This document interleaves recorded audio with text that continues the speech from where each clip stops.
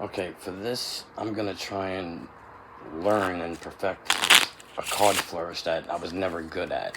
And when I used to try and practice it when I was a kid, it was just too hard, so I gave up on it. But I'm gonna give it a shot now. This is called the Charlier cut, or a one-handed cut,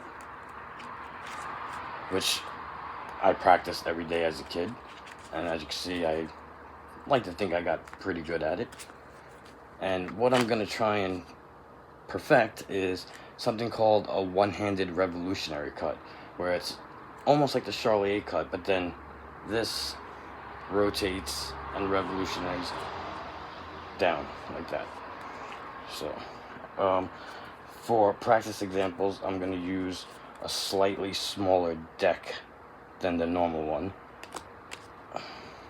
just for practicing reasons only. I know you're supposed to start like a Charlier cut, and then your fingers go up, and go down, and these fingers are supposed to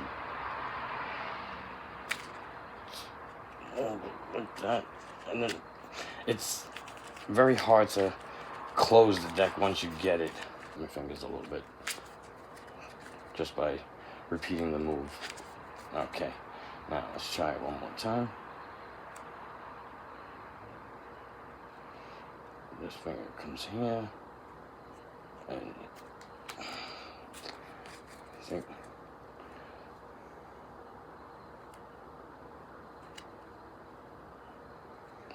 now if this was a bigger deck, I definitely wouldn't be able to do this, because this is not a flourish that I would perform in the streets, because it's just not clean at all, and it just feels funny. Oh wow, I did it.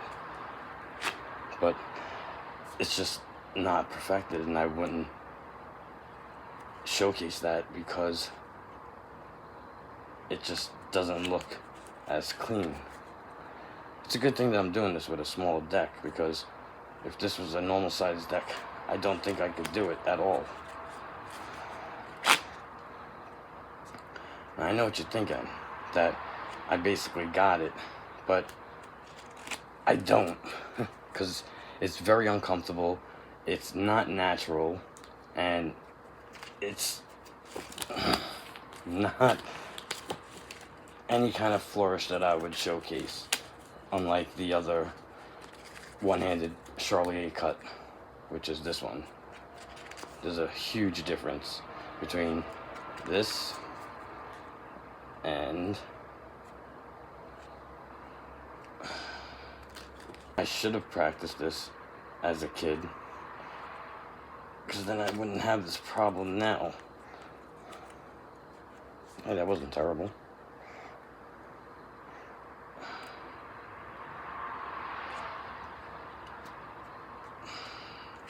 Yeah, that was the wrong fingers. Let's see. Nope. Now, as a kid, this is what I would do for hours upon hours to learn how to do the one-handed Charlier cut, or even just a fan. Let's see here.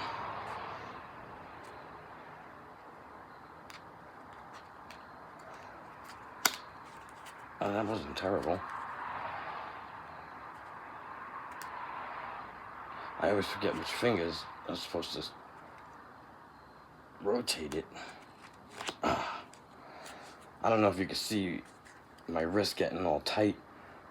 That's how I know it's nowhere near where it should be. Even though I'm actually, well, not this time, but even though I'm actually being able to rotate it and then complete the cut, that still doesn't mean that it's anywhere near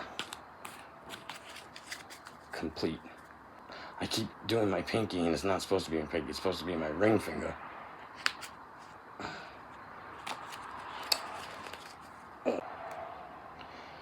this is actually a good assignment because this is something that I should know how to do by now. I started doing magic when I was 7. I just turned 40. Oh, that was a good one, I think. I mean, it wasn't classy and professional looking, but it worked. Yeah, so I started doing magic when I was 7, and I am now 43. But I did stop in my mid-20s up until about my late 30s. I don't know why. I never should have. Maybe if I didn't stop, I'd be able to do this.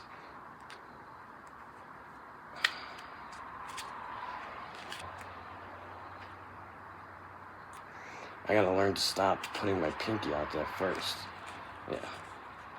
That's completed, but horrible. Alright, so it's a new day.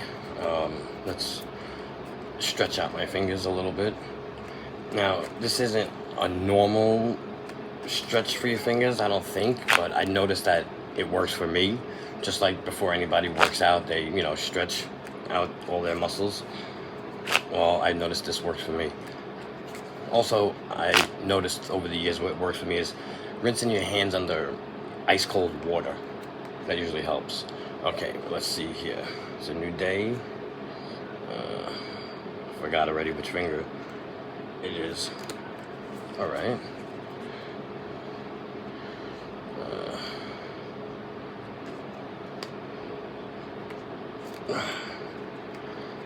Well, at least they're not falling today. But I noticed that I still have that moment of hesitation of trying to figure out which finger reaches around to grab it and rotate it. That's something I need to work on.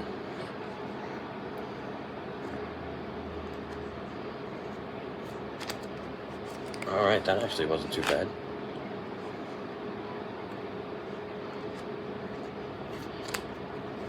I was actually practicing more last night after I stopped recording, because once I start doing something like this, I just can't stop, and that's how I learned how to perfect just this cut alone over the years.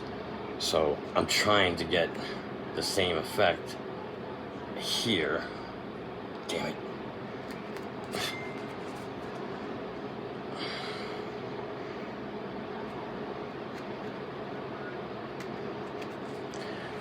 I don't know how I'm going to be able to do this with a regular poker size deck of cards, because it's hard for me even with a slightly smaller deck. I mean, I'm actually getting the move. It's just not pretty. That was terrible.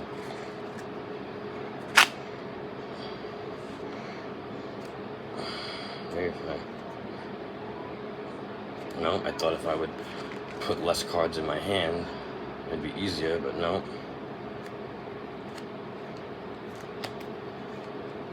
Seems to be a little easier with more cards that I have to rotate. No, not that time.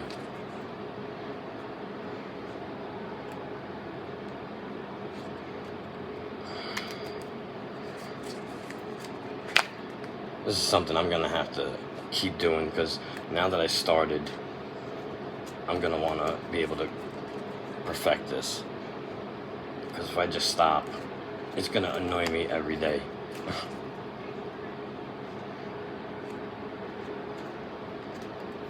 Alright.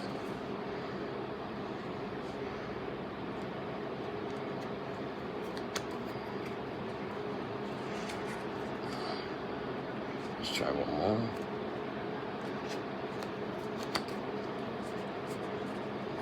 Not terrible. Let's finish it on something that I know how to do. Alright, here we are for the third session. Let's see if it helps.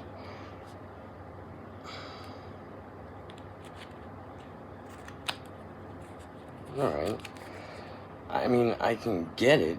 It's just a matter of making it look clean and doing it as quickly as doing it like this. It just doesn't seem natural. But the Charlie A cut didn't look natural when I first started practicing that years ago as a kid. Practice makes perfect, they say, right? It's terrible. I'm so lucky that I found this small bridge size deck of cards, because I really don't think I would have been able to do it with a deck of cards, like a full size. Actually, let's find out. Now this is a regular size deck of cards. As I showed you the last time, I don't know if you could see the difference. So it's slightly bigger than what I've been doing, but I can still do the Charlie A cut with a regular deck of cards. Now let's see about the one-handed revolutionary cut. Yeah, definitely not as easy.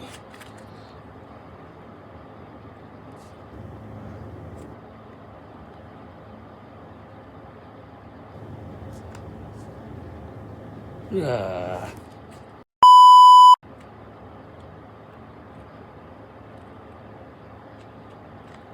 Yeah.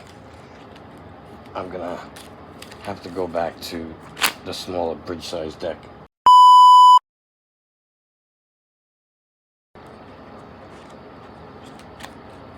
It's definitely a lot easier, I would say.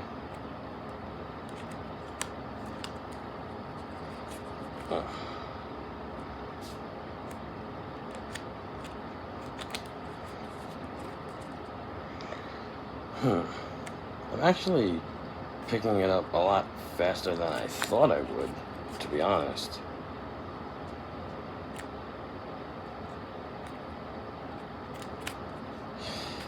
I just keep putting the wrong finger to grab the top deck. That's what I need to work on, see?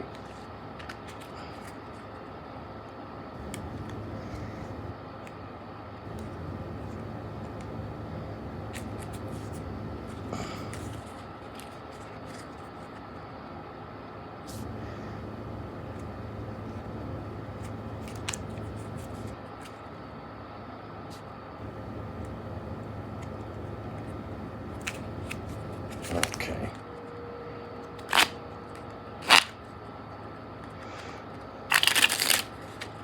Let's try this.